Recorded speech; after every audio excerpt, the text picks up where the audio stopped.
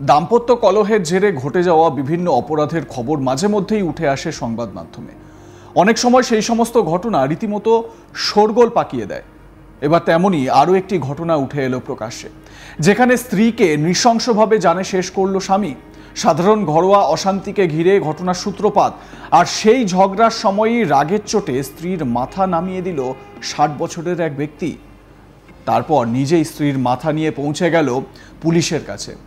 শনিবার এই ঘটনাটি ঘটেছে অসমের চিরঙ্গ জেলায়। অভিযুক্ত ওই ব্যক্তির নাম বিতীশ হাজং। পুলিশ সূত্রে খবর, সামান্য ঘটনা নিয়ে স্বামী স্ত্রীর মধ্যে ঝামেলা হয়।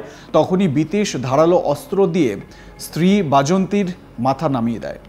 এরপর মাথাটি নিয়ে সাইকেলের ঝুড়িতে ভরে পৌঁছে যায় থানায়। পুলিশের কাছে আত্মসমর্পণ করে সে। যখন সে থানায় পৌঁছয়, তার সাইকেল ও শরীর কার্যত লাল ছিল। ঘটনার তদন্ত করছে পুলিশ। পুলিশ আধিকারিক বলছেন যে তদন্ত অব্যাহত রয়েছে। ফরেনসিককে বলা হয়েছে, অভিযুক্ত ব্যক্তিকে আটক করা হয়েছে। কিন্তু এই যে ধৈর্য বা সংযম, সেটা কোথায় যাচ্ছে আমাদের সমাজে? এই যে সহমর্মিতা এবং সংবেদনশীলতা, সেই সংবেদনশীলতা হারিয়ে যাচ্ছে দিনকে দিন।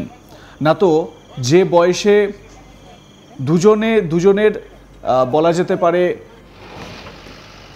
সহমর্মী হয়ে একসঙ্গে থাকবে, চলবে, জীবনের শেষ কয়েকটা দিন তারা নিজেদের মতন করে গুছিয়ে নেবে, সেই জায়গায় কিনা এই 60 বছরের ব্যক্তি তিনি তার স্ত্রীকে জানে শেষ করলেন, তাও আবার এরকম নৃশংসভাবে। কারণ কি?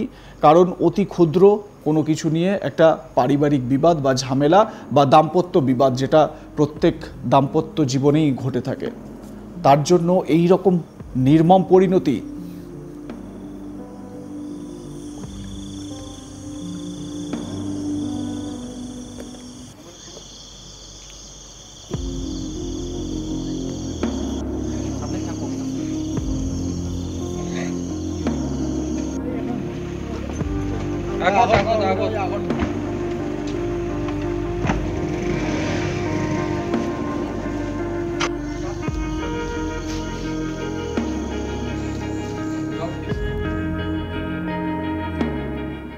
তদন্তকারী পুলিশ আধিকারিক এই ঘটনায় কি বলেছেন শোনাবো তার বক্তব্য।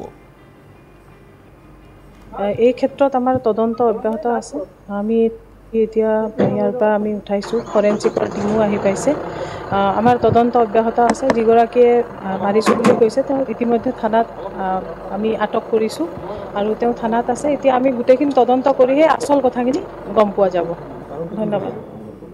এতিয়ালৈকে অনুমানৰ ভিত্তিত আমি একো ক'ব নোৱাৰোঁ। গোটেইখিনি ঘটনা ভালদৰে আমাৰ ইনভেষ্টিগেশ্যন চলি আছে, সেইখিনি শেষ হৈ লওক, তাৰপিছত আমি কাৰণখিনি আপোনালোকক জনাই দিম। সূত্রের খবর, এই ঘটনায় প্রতিবেশীদের বয়ানও নিয়েছে পুলিশ। তাদের কথায় ওই দম্পতির মধ্যে প্রায়শই ছোটখাটো বিষয় নিয়ে অশান্তি হতো। শনিবার বিতীশ কাজ থেকে বাড়ি ফেরার পরেও উভয়ের মধ্যে অশান্তি শুরু হয়, আর সেই সময়ই ঘটে যায় এই ঘটনা। গোটা ঘটনার জেরে এলাকায় চাঞ্চল্য ছড়িয়েছে। যে কথাটা আমি আগেও বললাম, যে সামান্য একটি সমস্যা বা কোনো একটা কথা কাটাকাটি প্রত্যেক দাম্পত্য জীবনেই বা প্রত্যেক দম্পতির মধ্যেই কিন্তু এই ধরনের ছোটোখাটো অশান্তি বা ঝগড়াঝাটি লেগেই থাকে। কিন্তু তাই বলে এই রকম চরম পর্যায়ে পৌঁছে যাবে? সাম্প্রতিক সময়ে এই ধরনের ঘটনা ভীষণ রকমভাবে নাড়া দিয়ে যাচ্ছে। প্রশ্ন ছুটছে আমাদের সমাজকে যে আমরা কোন রসাতলে এগিয়ে চলেছি। সত্যি কথা বলতে, এই বয়সে হাজব্যান্ড ওয়াইফ নিজেদের মধ্যে যে আলোচনা বা নিজেদের মধ্যে যে পরামর্শ করে, সেটা কি এই দম্পতির মধ্যে ছিল না? হয়তো ছিল, কিন্তু সেই তাৎক্ষণিক কোনো একটা ঘটনায় এই রকম চরম সিদ্ধান্ত নিয়ে ফেলেছিলেন ওই বৃদ্ধ, যেটা ভয়ঙ্কর অপরাধ। নিজের স্ত্রীকে জানে শেষ করার পর তারপর নিজেই থানায় চলে যান।